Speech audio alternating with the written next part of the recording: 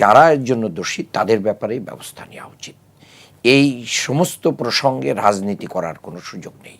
আমাদের রাজনীতি আছে অনেক ক্ষেত্রে, কিন্তু এই নিষ্পাপ ইনোসেন্ট বাচ্চাগুলোর জীবন চলে যাচ্ছে, সেক্ষেত্রে রাজনীতি দেখার দরকার নেই। আমি যদি এর জন্য দায়ী হই তাহলে আমাকে বিচারের মুখোমুখি করে দৃষ্টান্তমূলক শাস্তি দেওয়া হবে। কিন্তু মিডিয়াগুলো যেভাবে চাচ্ছে আমরা হয়তো ওইভাবে খোরাকটা হাতে তুলে দিচ্ছি না।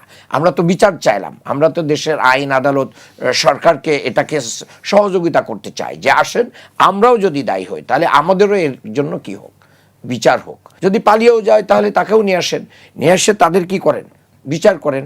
তাদেরকে তো প্রোটোকলও দিচ্ছেন অনেককে।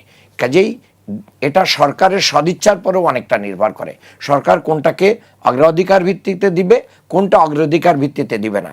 তবে একজন সাধারণ মানুষ এবং সচেতন মানে সিটিজেন হিসেবে আমি বলতে চাই এই ক্ষেত্রে কেউ রাজনীতি করার কোনো প্রয়োজন নেই। আসেন দেশের এই সামগ্রিক অবস্থাকে আমরা এগিয়ে নিই, এবং আমি সরকারকে ধন্যবাদও জানাই। এই সাথে সরকার যখনই টের পেয়েছে তখনই কিন্তু ব্যবস্থা নিয়েছে, এবং নিয়ে টিকাদান কর্মসূচি থেকে শুরু করে নিয়ে দেশের বিভিন্ন হাসপাতালগুলোতে ব্যবস্থা নিয়েছে।